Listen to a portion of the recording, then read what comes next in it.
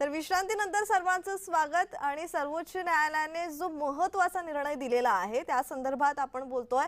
कलम 370 रद्द करण्याचा निर्णय योग्यच असल्याचं सर्वोच्च न्यायालयाने म्हटलेलं आहे। तर जम्मू काश्मीर भारताचा अविभाज्य भाग असल्याचाही निर्णय सर्वोच्च न्यायालयाने दिलेला आहे। तर केंद्राचा निर्णय घटनात्मक असल्याचं सर्वोच्च न्यायालयाने म्हटलेलं आहे। तर राष्ट्रपतींना 370 बाबत निर्णयाचा अधिकार असल्याचंही सर्वोच्च न्यायालयाने यावेळी म्हटलंय। तर आपल्यासोबत बोलण्यासाठी संपादक प्रसाद काथे सर हे फोनद्वारे जोडले गेलेले आहेत। काथे सर, आपण या निर्णयासंदर्भात आपल्याकडून विश्लेषण घेत आहोत। आणि दुसरं म्हणजे आता आपल्यासोबत कायदेतज्ञ आहेत, तर त्यांच्यासोबत आपण बातचीत करणार आहोत।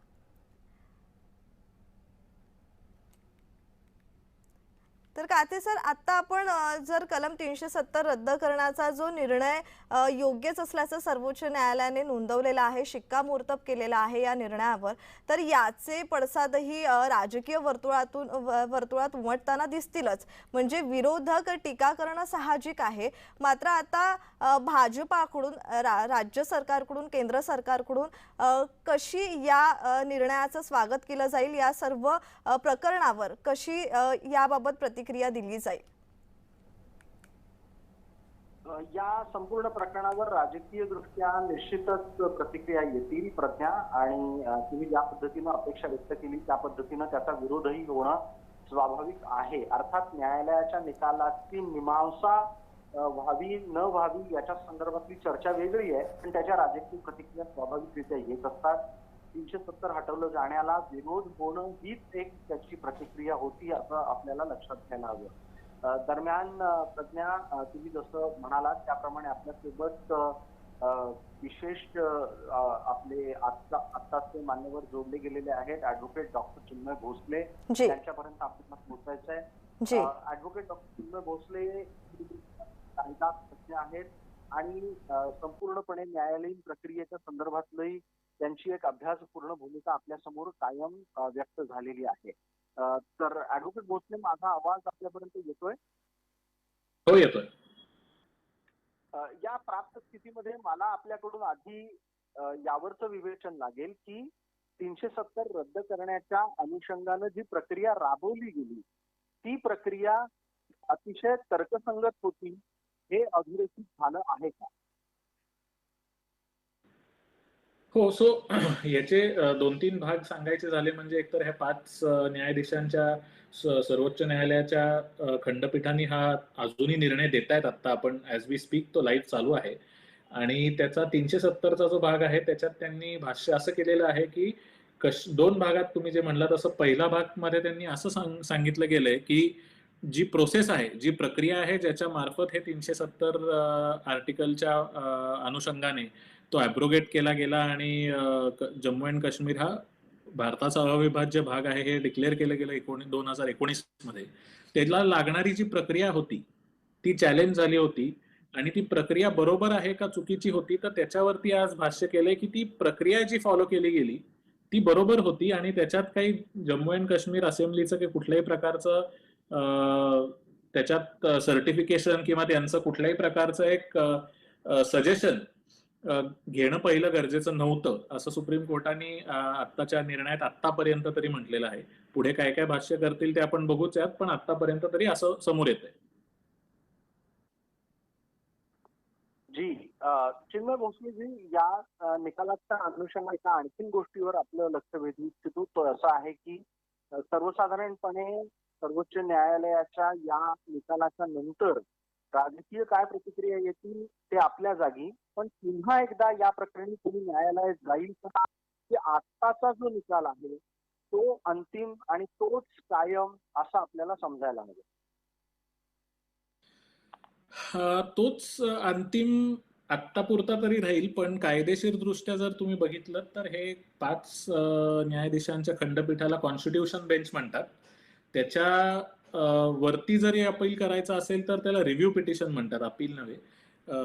रिव्ह्यू पिटिशन सुप्रीम कोर्टाकडे दाखल करता येऊ शकतं, फक्त कायद्याच्या ग्राउंड्सवरती, फॅक्ट्सच्या बेसिसवर नाही। आणि जर सुप्रीम कोर्टाला वाटलं की यावरती रिव्ह्यू या रिव्ह्यू पिटिशनवरती एक 5 पेक्षा अधिक न्यायाधीशांचं खंडपीठ बसवावं, तर ते बसवून मग पुन्हा एकदा याच्यावरती आर्ग्युमेंट्स हे करून पुन्हा एकदा निर्णय हा एक कायदेशीर प्रोसेस असू शकते. पण त्यासाठी पहिलं रिव्ह्यू पिटिशन दाखल करून ते ऍडमिट होऊन कोर्टाने मान्य केलं पाहिजे. नाहीतर हे 5 जजेसच्या खंडपीठाचं जो जजमेंट असेल ते फायनल आणि कायम राहील. बिलकुल. एक आणखीन प्रश्न या निमित्तानं घटनात्मक तरतुदींच्या अनुषंगाने विचारू इच्छितो. तो असा आहे, प्रश्न काहीसा तुम्हाला राजकीय वाटू शकेल, पण एक अभ्यासक या नात्यानं आपण उत्तर द्यावं अशी माझी विनंती, ती अशी की घटनात्मक ज्या तरतुदी केवळ आणि केवळ तात्पुरत्या होत्या, त्या इतके वर्ष राबवणं आणि इतके वर्ष त्या लावून ठेवणं हा संपूर्णपणे राजकीय कलाकुसरीचा किंवा एक प्रकारे राजकीय कलाबारीचाच भाग आहे असं म्हणावं का? राजकीय कलाबाजी म्हणू शकतो किंवा आपण इग्नोरन्स म्हणू शकतो किंवा एका प्रकारे असंही होऊ शकतं की त्यांचा जेन्युइन वेगळ्या प्रकारचा इंटरप्रिटेशन होतं या सगळ्याचं. म्हणजे आजही तुम्हाला माहिती आहे की बरेचसे कायदेतज्ञ देखील असं म्हणतात की 370 हे कधीच हटवता येणार नाही. अशा व्ह्यूचे सुद्धा लोक आहेत कायदेशीर दृष्ट्या. मी राजकीय भाष्य त्यावर करत नाहीये. परंतु सुप्रीम कोर्टाने जो हा निर्णय घेतलाय त्यांनी क्लिअरली म्हणलंय की हे तात्पुरती सोय होती केलेली. 370 ही तात्पुरती सोय होती आणि ज्या क्षणी जम्मू अँड काश्मीर भारताचा भाग झाला त्या क्षणी 370 हे ॲब्रोगेट झालं पाहिजे होतं. त्यांनी ह्याचाही एक उल्लेख केलेला आहे, म्हणजे article 3 of Jammu and Kashmir constitution. त्यात स्पेसिफिकली त्यांनी म्हटलंय की Jammu and Kashmir will be an integral part of union of India. त्यामुळे हे सगळं लक्षात घेता आणि सुप्रीम कोर्टचा निर्णय लक्षात घेता त्यांनी म्हटलं क्लिअरली आत्ता असा आहे निकष कायद्याचा असा झालेला आहे की हे तात्पुरतं होतं आणि हे कधीच हटवायला पाहिजे होतं.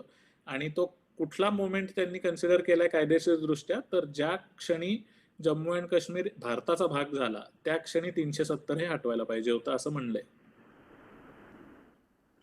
बिलकुल. एक आणखी प्रश्न माझा आपल्यासाठी असा आहे की 370 हटवलं जाण्याच्या संदर्भामध्ये न्यायालयीन प्रक्रिया राबवली जाणं खरंच गरजेचं होतं का?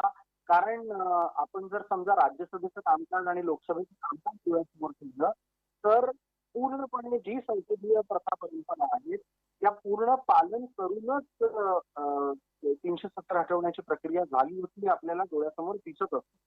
तरी सुद्धा केवळ आणि केवळ आपल्याला राज्यघटनेअंतर्गत अपील करण्याचा अधिकार आहे म्हणून सर्वोच्च न्यायालयात पोहोचणं हा विषय तार्किक आणि विवेकपूर्ण वाटतो का? आता कायदेशीर दृष्ट्या अधिकार आहे जायचा कोर्टात, त्यामुळे त्यांनी आपला ज्याला वाटलं त्यांनी तो वापरलेला आहे अधिकार. त्यावर फार काही मी भाष्य करणार नाही. पण कुठल्याही प्रकारच्या अपिलातल्या मुद्द्यांवरती तथ्य आहे असं काही कोर्टाच्या निर्णयात तरी काही दिसून येत नाहीये. मला आणखीन एक आपल्याला प्रश्न विचारायचा आहे की 370च्या अनुषंगानं आणखीन काही इतरही मुद्द्यांवर राज्यघटनेच्या अभ्यासाची आणि त्याच्या मधल्या अशा अनेक गैरलागू किंवा कालबाह्य ठरलेल्या गोष्टी काढून टाकण्याची प्रक्रिया वेग धरेल असं आपल्याला वाटतं? हो, निश्चितच. कारण तुम्ही या सरकारचं जर धोरण जर बघितलं तर त्यांनी आता रिसेंटली क्रिमिनल लॉ आणि इंडियन पिनल कोड आणि क्रिमिनल प्रोसिजर कोड देखील पूर्णपणे कालबाह्य झालेत म्हणून बदलायचा एक प्रयत्न चालू केला आहे. तसंच कॉन्स्टिट्यूशनमध्ये 370 सुरुवात झाली आहे. त्यामुळे बाकीचे सुद्धा जे काही सेक्शन्स कालबाह्य झालेले आहेत किंवा ज्याच्यावरती इम्प्लिमेंटेशन पाहिजे, जसं बरेचसे आपले काही सेक्शन्स आहेत ज्याला आम्ही directive principles of state policy म्हणतो कॉन्स्टिट्यूशनमध्ये, त्याचा एक इम्प्लिमेंटेशन करणं पण गरजेचं आहे. सो बऱ्यापैकी या गोष्टीच्या कालबाह्य झाल्यात किंवा ज्या अगदी काळाची आता गरज आहेत याच्यात हे सगळ्या बदल आणि तरतुदी येतील कॉन्स्टिट्यूशनमध्ये आपल्या संविधानात अशी अपेक्षा आहे आणि असं दिसतंय तरी धोरण आत्ताच्या सरकारचं. बिलकुल. आपण कायदा तज्ञ या नात्यानं समजा राज्यघटनेच्या काही तरतुदी रद्द करायची गरज अभ्यासत असाल तर कुठल्या तरतुदी आहेत ज्या सर्वप्रथम तपासल्या गेल्या पाहिजेत, त्याचं पुनर्समीक्षण झालं पाहिजे आणि त्या प्रसंगी रद्दही झाल्या पाहिजेत? सर्वप्रथम मला वाटतं directive principles of state policy ज्याचा मी उल्लेख केला ते पहिले सगळे रिव्हिजिट केले पाहिजेत. कारण ह्या सगळ्या डायरेक्टिव्ह प्रिन्सिपल्स ज्या होत्या ते आपण इंडिपेंडंट झालो त्यानंतर 1950 मध्ये सगळं करणं शक्य नव्हतं, म्हणून आपण एक एक एक टप्प्यात करू यासाठी त्या 300 त्या डायरेक्टिव्ह प्रिन्सिपल्स ह्या फ्रेमवर्क खाली किंवा त्या चॅप्टर खाली टाकल्या कॉन्स्टिट्यूशन मध्ये. एक एक करत प्रत्येक ती गोष्ट रिव्हिजिट करणं गरजेचं आहे हे असं मला वाटतं. आणि दुसरा म्हणजे आपण जे प्रिॲम्बल आपलं होतं ते प्रिॲम्बल आपलं जेव्हा 1950 मध्ये संविधान आणलं तेव्हा जे प्रिॲम्बल होतं आणि जे आत्ता प्रिॲम्बल आहे त्याच्यात बऱ्यापैकी बदल आहे आणि त्या प्रिॲम्बलला सुसंगत अशा आपल्या बऱ्यापैकी कॉन्स्टिट्यूशनच्या आर्टिकल्स नाही आहेत असं मला वाटतं. तर त्या विसंगतीला क्लिअर करण्यासाठी आणि सुसंगत बनवायला प्रिॲम्बलला कॉन्स्टिट्यूशन बदलावं आणि त्यात हवेच अशा तरतुदी बदलाव्यात असं मला ठामपणे वाटतं.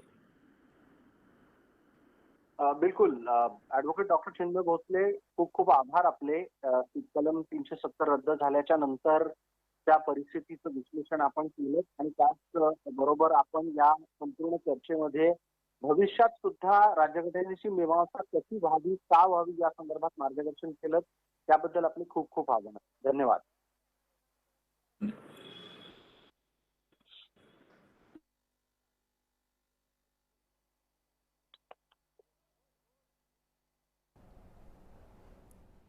तर या निर्णयानंतर आपल्यासोबत कायदेतज्ञ चिन्मय भोसले सर होते आणि आपले जय महाराष्ट्र वृत्तवाहिनीचे संपादक प्रसाद काथे सरही आपल्यासोबत जोडले गेले होते. तर त्यासाठी त्यांचे दोघांचेही धन्यवाद. तर कलम 370 रद्द करण्याचा निर्णय योग्यच असल्याचं सर्वोच्च न्यायालयाने म्हटलेलं आहे. जम्मू काश्मीर भारताचा अविभाज्य भाग असल्याचंही सर्वोच्च न्यायालयाने म्हटलेलं आहे. तर केंद्राचा निर्णय घटनात्मक असल्याचं सर्वोच्च न्यायालयाने म्हटलेलं आहे. तर सर्वोच्च न्यायालयाने हा महत्त्वाचा निर्णय दिलाय.